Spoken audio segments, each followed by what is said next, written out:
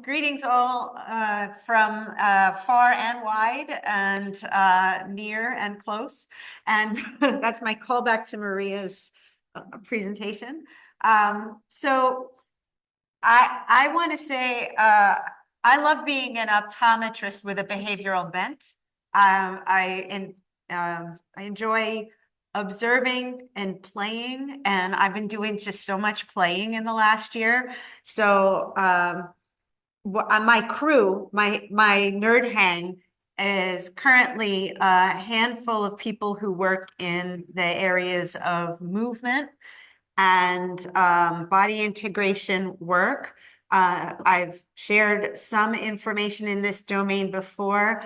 It includes people who do postural restoration, who have been trained through the Postural Restoration Institute.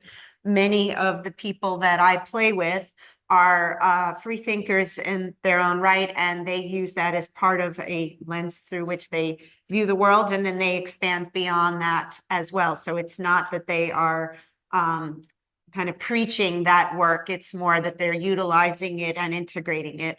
And one of the providers in that realm referred a patient that I'll be sharing here.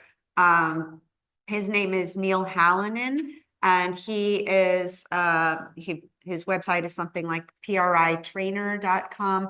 He has a fairly well-known platform on YouTube at this point where he's shared interviews and ideas, and he's doing a lot of exploring on also the auditory domain and rhythm and how our body integrates information. In fact, this morning he's been texting me on a patient who had amblyopia, really poor body integration, and he told me he tried some exploring some rhythms to see if he can get his body into neutral when he's listening to different rhythms, and that we have been playing around with different rhythmic patterns and how that helps people. And then he said, and then I just put a clear, no lens power, just a frame, a really dark sunglass frame on the patient, and they immediately went to neutral in any rhythm that we put on. So I don't know if he'll end up referring this particular patient to me. He refers a lot of visual cases to me, but he was really delighted by this idea that when provided some sort of an enclosure, suddenly they had essentially a ground on which to organize. And the role of vision in our sense of space, and also how we organize ourselves in preparation for movement, is it's an endlessly fascinating topic. And so I wanted to share just a small window into some of this work, because I can and do at some points go on at length about this kind of material.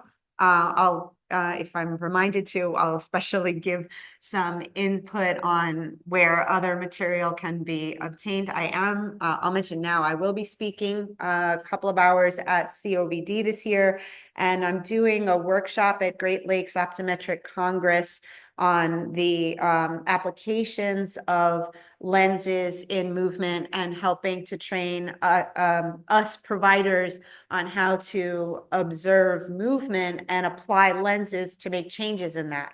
So I'm going to give a little piece of that kind of work today, and I'm referring to this as visual orthotics. So the people that I'm working with, they're applying orthotics as in foot orthotics. We usually just think of orthotics as being those things we put in the shoes, but they also look at the dental occlusion and the bite, and they consider those to be dental appliances also as dental orthotics. And that changes the way that people sense connection within their cranium, and then it often translates down through their whole system. And so I've been referring to these as visual orthotics. I don't know if that's an accurate term, but it's a term that makes sense to me, and it helps me communicate with the people who have been referred to me by these movement people. So this is an example where I'm sculpting the field using non-compensatory cylinder. And just a nod to Steve Gallup.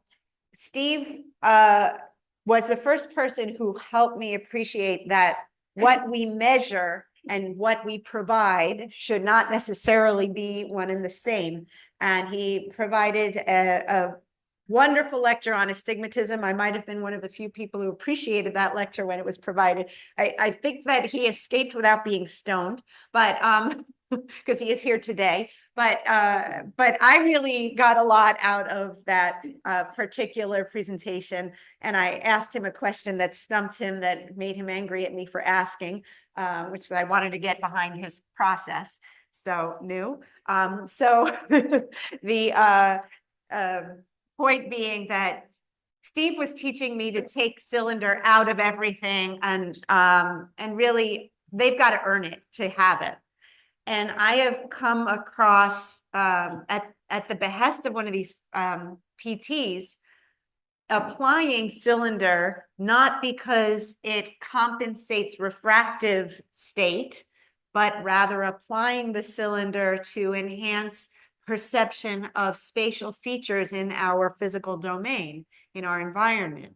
And so this is non-compensatory cylinder being applied to act like filters that help a person to organize or attend to different aspects of their space realm. So see if this will not advancing. Okay, so that's my backdrop. I've already said pretty much everything on this slide.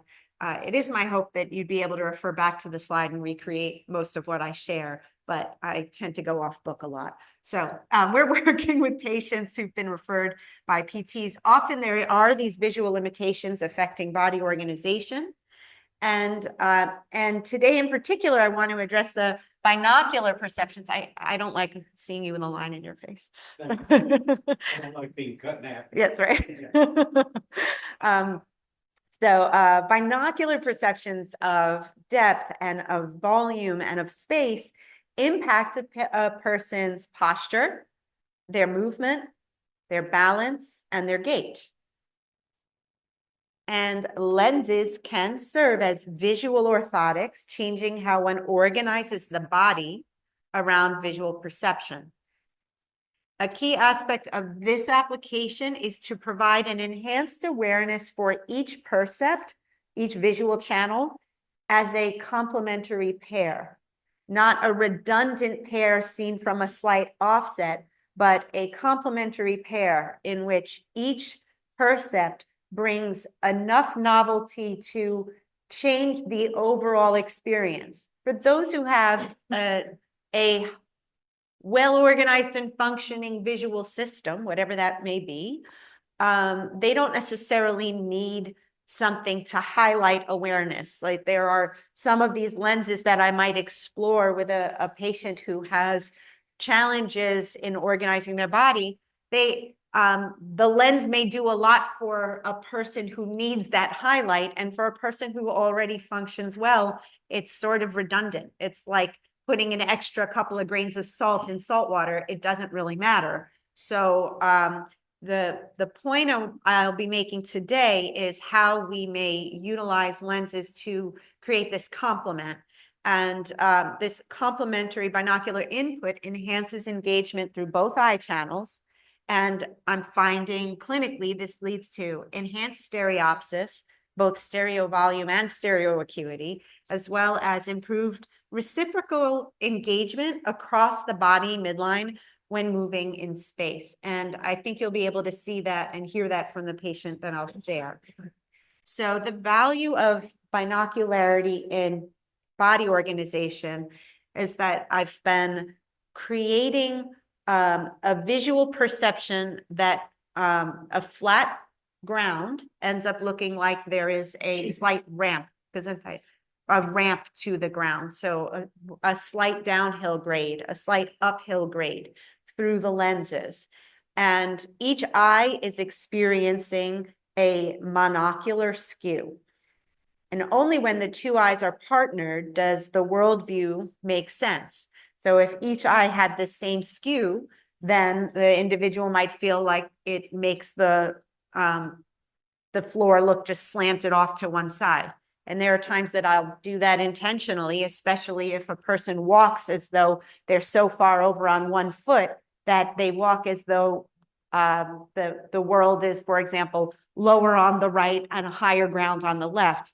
I may place a counterbalancing lens to raise that part of the floor. I go into some of that in a longer lecture series, but today I want to highlight the idea of utilizing a pair of lenses as creating a ramp, whether it's uphill or downhill. So this is amplifying 3-dimensional and 4-dimensional perceptions. And by that, I mean timing or awareness for when you're going to reach a destination or when something is going to advance and reach you.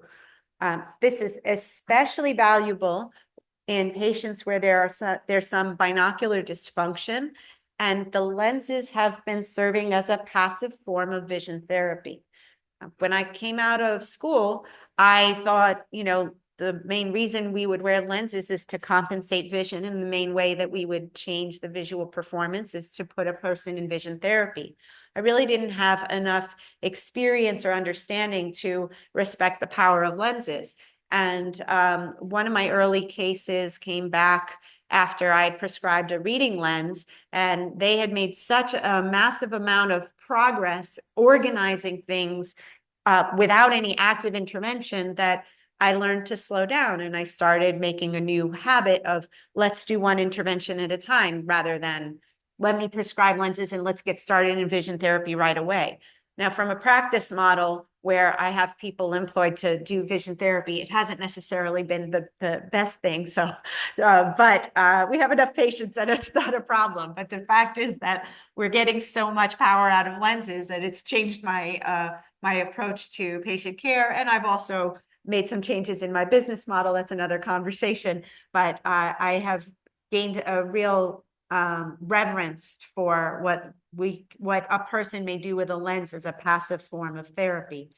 So these lenses create a new and enhanced value from the deficient eye channel in a person who's got a binocular challenge. The two images are not redundant. They complement each other, and each perception is in a way looking for its partner. And this is borrowing the language of the patient that I'll share with you. So I've shared this before in this group, and I'll just flip through some of these visual percepts so you can get the notion of how non-compensatory cylinder can alter the perception of space. So I have on the left-hand side a room, a hallway, and on the right-hand side, a hallway with some of the highlighted effects when it's axis 90, minus a quarter axis 90, for example. And I'll contrast this with axis 180.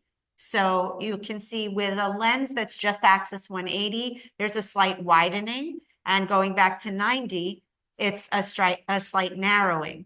You also might notice that if you pick up the details along the hallway, that on the 180, it seems a little shorter of volume, and on the axis 90, it may appear to some of you that the hallway is a little bit longer. It's sort of a corollary of this highlighting more components of the vertical domain, that the way that our binocular system highlights.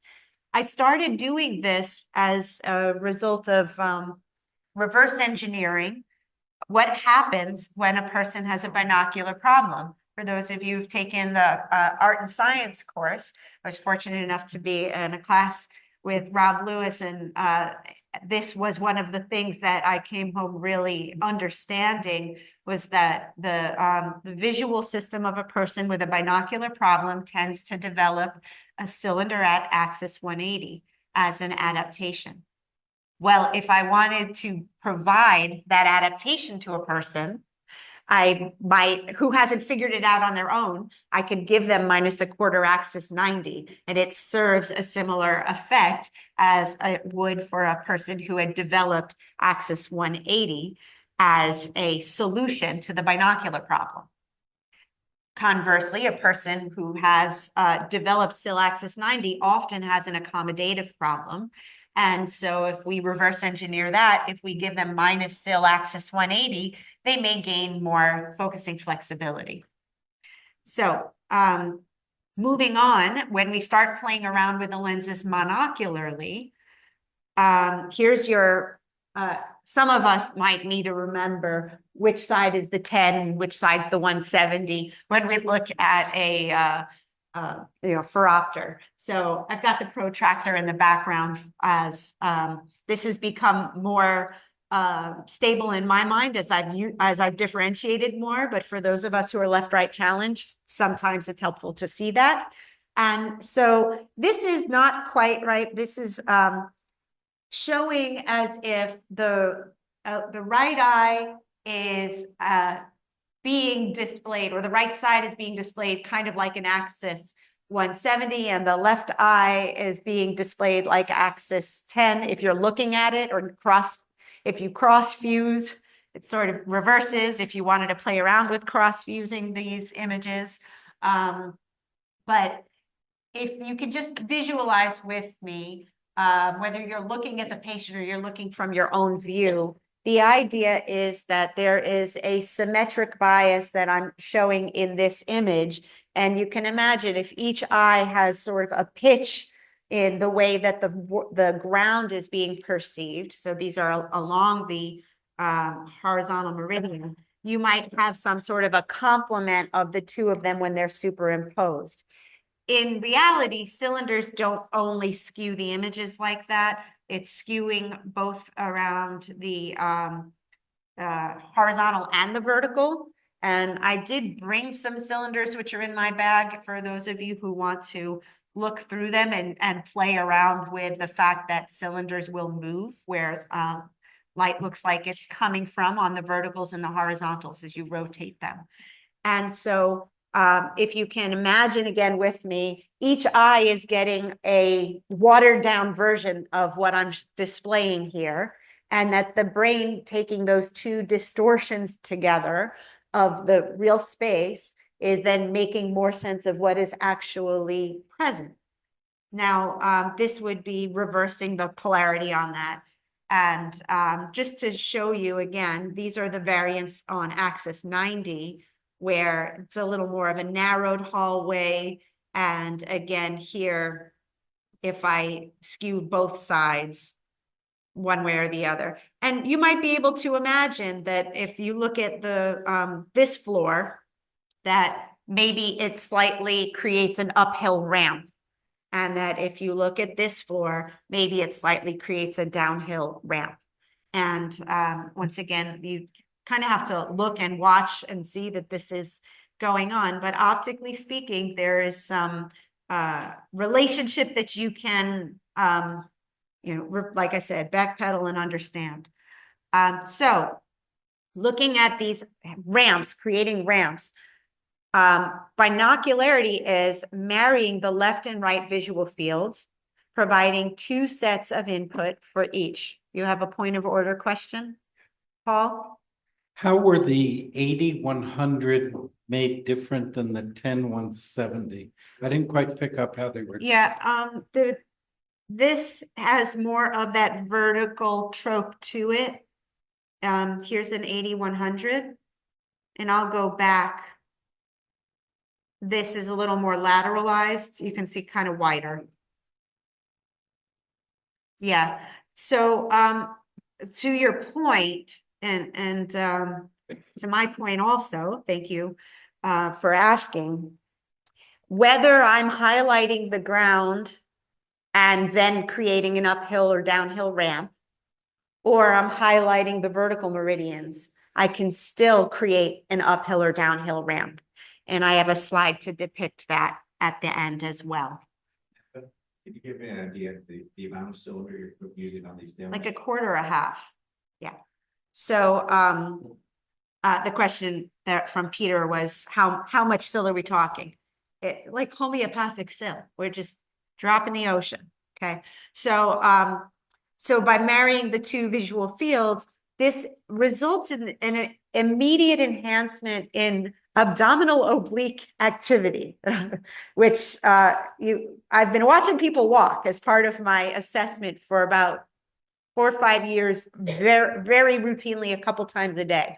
And so applying lenses like this and watching how the body starts to alternate. So I'll show you a case so you don't have to take my word for it. We can affect a change head writing in the field, like sudden awareness of where is vertical, changes in the weight of the step.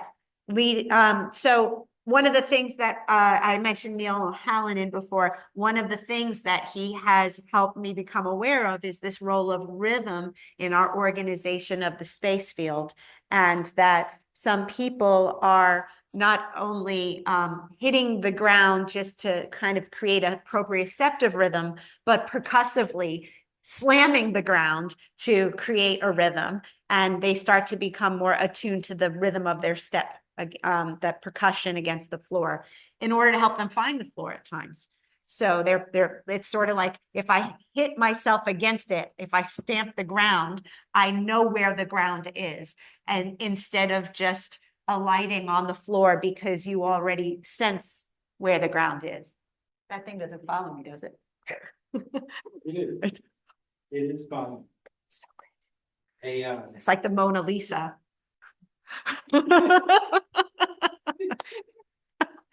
Okay, am I smiling? Moving on. I want to contrast the use of these compensatory cylinders with yoked prisms, because many of us have explored the use of base up prism to create a sense that the floor pitches down, or base down prism to bring the floor up towards us. And so the question may be coming up to you naturally, well, why wouldn't you just use fill in the blank? And I would respond with, well, why wouldn't you just use the alternative if they both have the potential to create that change? And also I'll point out that there are times when, for one particular effect on a more complicated case, I will utilize cylinder, but I still would like to get more out of it, and I can't move the cylinder more without creating some other tension. So I might explore then another tool, which is the yoked prism. So sometimes I've used them in combination, especially when I've got sort of more than one end I'm trying to meet within a case.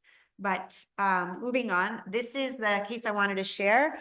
Her name is Dagmar. She wouldn't mind you hearing that. She's 68. She doesn't look it. And she has a history of intermittent exotropia. And as I mentioned, referred by Neil. He would not take on working with her until she addressed the visual dysfunction, because whatever he does in his litmus testing, every time that he tries to do something, the visual system is basically yanking her out of organization. So until that is addressed, he said, there's nothing I can do that will have any lasting effect. Go to Dr. Slotnick, because she knows what I'm talking about. And so, and that's falling out of, after a few years of him, before he and I had met, he was sending people who we knew there was a vision problem, but they were getting treated by people who were measuring the system, often finding an isometropia, and then giving them the compensation rather than guiding them towards a new future. They were stapling them to the past that they had created, whatever their adaptation was. So they were rendered in worse condition often with the compensations that were full compensations. So at NEAR, this woman was using occasionally a +175 or 2 1/4 over-the-counter lenses. Her retinoscopy, and I'm pointing out some differences here. Her retinoscopy was the right eye -1/4 with -1/4 axis 105. And so that's over towards the left. The left eye +1/4, -1/4 axis 38, and that's oblique over on the right. And the subjective refraction, I found, so I had to switch in order to refract her right eye. Usually I do a binocular. Usually I just fog one channel and by 3/4, and I am using that fog channel to keep the visual field stable. And that often makes for a faster refraction. In her case, she was not able to ignore her left eye. And so I closed down the left eye channel to end up getting the right. And she brought the sill subjectively over to axis 30. And I found that very interesting because it's not that I think that my retinoscopy was incorrect. So now the other thing you'll note here is I'm only finding about a 2-step difference between the two eye channels when they're in this biocular state. I've shared before with this group, I have them watching a cartoon and narrating it. So I'm keeping their attention on something active. And here you'll see that there's about 5.5 steps of difference showing up between the two refractive channels when we worked on this subjectively. And the left eye moved over to 45. So I'm pointing out here, the right eye subjective, I switched from a biocular process to monocular testing, and that this was this variable and very inconsistent cylinder of the right eye. I explored still, I use a fan chart. I often like to just ask them once I've got a rough sphere, where do they see things popping out? I'm curious about their observation. I like to also get them out of the lexicological processing of letters. I want them just thinking spatially. So I usually will use a fan chart after I have a rough sphere. I often use the Verhoff circles to refine sill and see where they show it to me. And sometimes I make notes about all of the differences when they're inconsistent, because that's data. So anyway, I later refer to her right eye, she refers to it as a partner waiting for the other eye to take the lead. And so pointing out that when the right eye was being refracted, it's like searching for the partner subjectively. So let's take a look at how she moves. And I'll just show here. Oops. So the left arm is slightly pronated, scuffing feet a little bit. Come this way, turn around. Now look this way, come this way. Can you hear okay? And there's a little pull to your left. And your neck also deviates slightly to the neck. And believe it or not, even though you often tip your head to the right, in this case, you're tipping a little to the left. I believe you. Okay, okay, good. So go ahead and take your shoes off. And it looks like the left foot is more strain on and the right foot slightly exo. Yeah, left foot points towards me, right foot kind of goes out to stabilize you. Got it. Mm. I have the sound coming from my computer, so I'm hearing it twice. Are you all getting conflict? You're all hearing once? Okay. Just my problem. That's fine. So I'm going to show the same thing, but I won't have my narration on it when we look at the next slide. But just to point out, her left foot was pointing straight ahead and her right foot was, I call it exo because I use my own language to talk to myself, but her right foot was out. And so I don't mean wide stance. I mean, she was pointing her toes away from the midline when she was walking with the right foot. Also, her overall torso was orienting towards her right. And so I applied a +1/4 sphere to the left eye channel to make a greater sense of volume of space, expanding space asymmetrically across the midline, to get her to kind of bring that shoulder and torso back and open on the left side. So you'll see that next. So in comparison. It's a much softer footfall. We lost the pronation of the left arm. Yes. Yeah. So the new one is on your right side here. You're doing a little bucking thing at the neck a little bit. And your lips are together. Are you holding your breath? I think on this one I was. I think so too. Yeah. Take one more lap and then I'm going to adjust. Okay. So for those of you who are accustomed to watching movement, and I realize this is a reach for some of you, but your feet are straighter. You be able to see there's a difference in how she's carrying herself. Does it bother you clicking? No. Okay. No. It just feels like it's like, oh, something new is going on. Do you notice how much quieter your footfalls are? Yeah. Yeah. Wow. You're not thudding to find the ground. Wow, interesting. But a little bit still restricted at the neck. Yes? Yeah, Yeah. yeah. Okay. So before I move on, was anybody able to perceive that there was a qualitative difference between how she moved in the two? Anybody, yes, able to perceive that? And how many of you are like, I don't know, WTF, what are you talking about? Just raise your hand. Not all the way to WTF. Okay, but okay, not there yet. Okay. So, Alyssa, did you see it? No. Okay. Okay. And is it possible to make it expand the screen so it's a little less? Can we hide this? Yes, I think so. At least we'll get, go ahead. Can you make like full screen view or something up here in the view Don't know. instead of view here? This I one, need to get rid of them. I'm not sure. just change, hit view That's recording. and just immersive. No, that's something. Oh, that's different than the full screen. Full screen down here. What I want to do is get rid of them, but I'm not sure how right now. That helps a little. That's about all I can do. Okay. There, her arm and shoulder, the second one. Repeat what she said. Okay. Kavita said, if you can just direct your attention to her arms and her shoulder in the second one. And some of the things I was observing, I have also highlighted in my notes at the end. So the difference in the foot, and mainly the reason I added +1/4 in this case was to shift the torso so that she wasn't bringing her torso so much towards her right. And yes, there's a difference in the arm swing as well. So the next slide is going to show the same second video here on the left, the one we had just added. And I'm going to compare that to what I added, which was a little of this downhill ramp.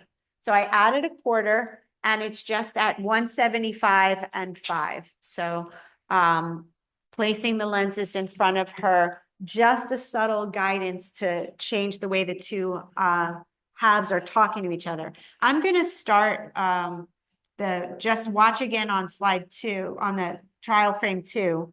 So her arms have a very nice alternation here.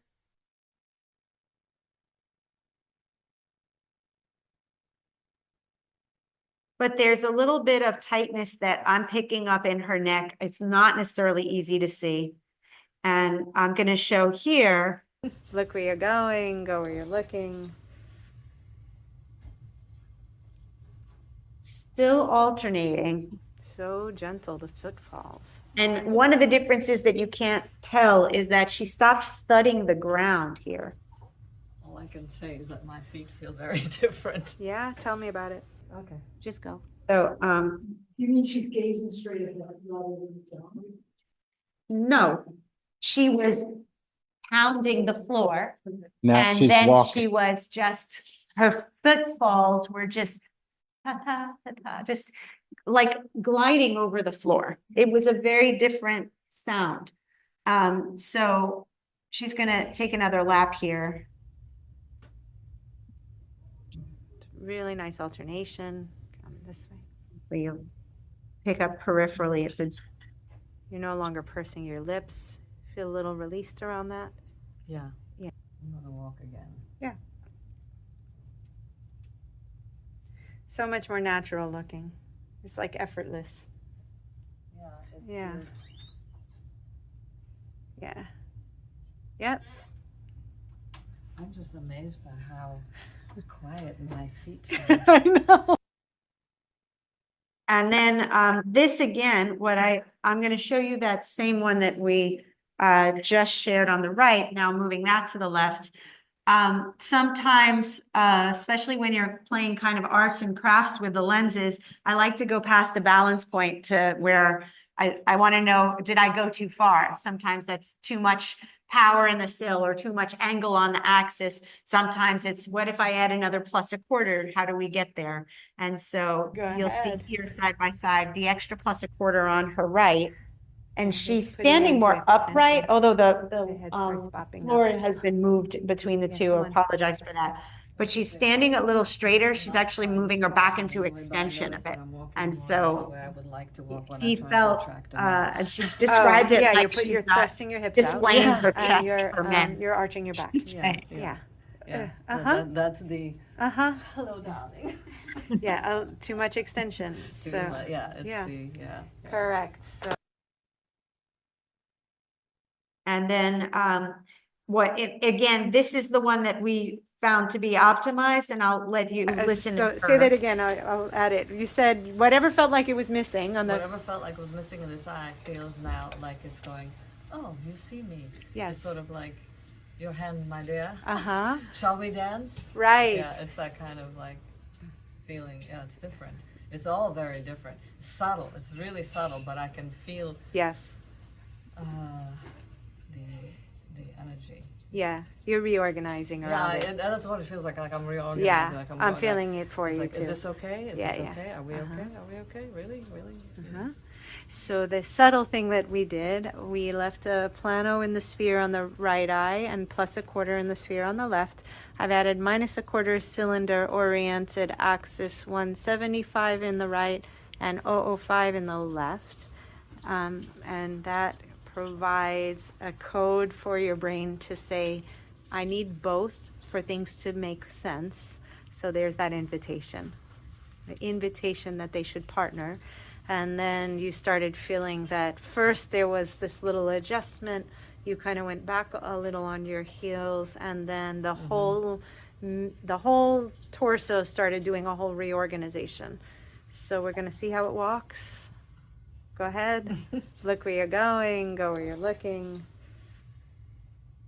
So she was experiencing before she even walked So that gentle, the her girl. body felt like she was a little more available back on her heels. She just felt like things discharged into the ground, and she Yeah, was tell me about it. reorganizing for a Well, moment, and she why am moved I with making that more noise? reciprocity across her midline. That's So as interesting. Kavita pointed Yeah, out, I'm you could used to see hearing the how the bone arms dum, alternated dum, more dum, with the her echo in my steps. head as it moves up. One of the felt ways that you less know the strained floor by her is not neck. just where you feel it, but where you hear it. And she went back to the So you may PRI walk like an practitioner, elephant. everything was neutral, and she's You been know, really like a comfortable. 100-pound elephant, because you are banging the floor to know where it is. We're talking about percussion against the floor differences too. Found the implications of that are Yes. like, because if we don't know where the floor is, Mm-hmm. what the heck? Well, that's your foundation. Yeah, that's what I'm Yes. saying. It's the wheels of the car. Yeah. It's like a So car. do you feel your feet on the ground as, do you feel both feet? Do you feel more weight on one or the other? I actually feel very oddly both.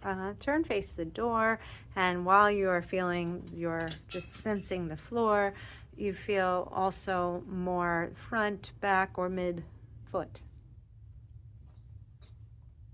I feel, well, it's kind of. Point out, this is surrounding. obviously I feel the heel, Halloween and season, I feel so we have the little calves. eyeballs hanging Mhm. from And I do the feel rafters, center too, but which not adds where a the nice parts- vertical and depth. I mean, outside So of she's the just body. feeling into So her take body one while more. she's On this taking in the side. On the visual left. realm. Beautiful. So take one more lap and So just I'm gonna move on. So the summary of what I had explored with her was that without lenses, there was this torso bias to her right. As Kavita pointed out, the arms were pronating, and so they're not really swinging. So arms pronate, it starts from not the hands being in pronated, but if you can imagine, the whole body goes a little more fetal. So the arms come forward and the spine goes into flexion. The shoulders are more forward, happens to be the posture from which most of us type. So that's an issue for those of us who spend a lot of time doing computerized notes. But that what we see when the arms are more pronated is that they may shuffle side to side. They don't necessarily move. Sometimes it's just one side. They'll use more than the other, and they'll lean on one side, or they kind of hug one side and use the other for momentum. And when the person finds that feeling of get back on the heels a little bit and they stand upright, it's that shoulder girdle that opens up and the thumbs are now in line with their straight ahead. Their middle finger is more along their seam. And then when they're walking, a natural alternation, you'll see it by the scapula when they're walking. So that is a difference that you may be able to see when you watch your patients. So also I pointed out that she was walking with her left foot forward and her right foot kind of toeing out. Am I making it challenging for your system? Okay. So with a person who is really sighting more with the left eye, through the left eye, it's not uncommon that we'll see that the eye that they are choosing to guide with is lined up with their foot, and the other foot is acting more like a counterbalance or a cane in a way. So they're not using their feet to make a nice symmetric exchange from one foot to the other and back to the first in a full gait cycle, but rather that they are advancing with one and then just kind of holding the floor with the other so they can advance again with the first. So that changed with her next step. And here I'm just showing what was the intervention I did based on what I saw. The torso bias towards her right, I added +1/4 on the left. Again, I noticed that that helped, but her hips were a little tight, her neck was tight, her gait was quieter. So I said, well, what if we add a downhill ramp for her? So dropping that sense of the floor for the two eyes, and that's with a -1/4 sill at 175 on the right and 5 on the left. And then using that seemed to really help her. And I thought it was good. Let me confirm. What if I give her more plus? If I expand space more to create any more space for her? And she just went into extension. So I said, nope, let's stay with trial frame 3. I took her back into the next room, tested visual acuity, stereo, etc. This is a visual to help you have a cognate for these ramp ideas if you want to play with it. So whether, as I mentioned before, and as Paul was asking, what's the difference? Whether you use more of the vertical domain or the horizontal domain, the way to make the floor look like it's downhill is splaying the axes. So a little bit would be 95 and 85. A lot bit would be maybe 105 and 75. A little bit on the horizon is 175 and 5. A lot bit could be 170 and 10. I don't like to go as high as 20 degrees off, but I might. Depends on how many other things I'm counterbalancing. Less is usually more. Uphill, it's just the reverse of those. So, and I visualize them as it looks like this, if you draw it out, looks a little bit like a base up prism. So it does a similar thing to base up prism. Base up prism. Okay, so summarizing, visual field shifts can be generated with symmetric offsets around the major axes, whether that's ramping up or ramping down. And the skews that this creates to the visual input of each eye can amplify the value of the two eyes partnering and invite binocular fusion, enhance stereopsis. And that's what this woman was reporting, this feeling of, she said, your hand, my dear, like the left eye was waiting for the right eye to join it in the dance. And so these ramp interventions, the lens interventions of making the small ramp, help patients neutralize the pelvis, anterior and posterior imbalances of weight over the feet. I usually start out symmetrically, but if a person has a particular lean, I might keep the net power of a ramp and add another layer of asymmetry. So this is not a hard and fast thing that can't be played with. I just wanted to introduce it as a cleaner concept here. And it's my hope that this presentation, it will inspire all of you to experiment, to play, and give you some basic guidelines for helping your patients orient and organize themselves to their environment. I created 2 questions that I think would be interesting points for discussion. Are these getting handed out or something? Just to speak them. How does past experience with movement impact the potential for a person to respond to subtle lens changes. So really leaping off from this topic, not really germane to the content of my presentation, but just thinking about how we have past experiences with movement and that may change the potential for a person to respond to subtle changes. This awareness of how much our body responds, knowing our body internally. And then another aspect, that's a branch off, what can we optometrists do to help communicate with physical therapists and movement specialists in our communities about the potential for visual input to support physical therapy? I think it's amazing to have connected with providers who recognize the role of vision in directing action. And it's up to us as providers of vision care to help carry that communication so that they can see that we are not in a tiny silo of clarity, but that we are a resource whenever the conversation moves into space and movement. And that we have the opportunity to do a great deal in changing the potential of a physical therapy patient's journey with only a passive organization. And so I hope that you will come to play with some of the lenses too. I've left it by my seat, but I did bring a couple of things that I use as tools. So if you wanted to ask me about that, that's fine. I can speak to that now or later. And shameless plug, I did write a children's book. Joe has a copy by the table. I have a couple of copies with me. So it's called But Mommy, I Can See. And it's about a young girl who is getting her first pair of glasses, but is aware that she can see without them.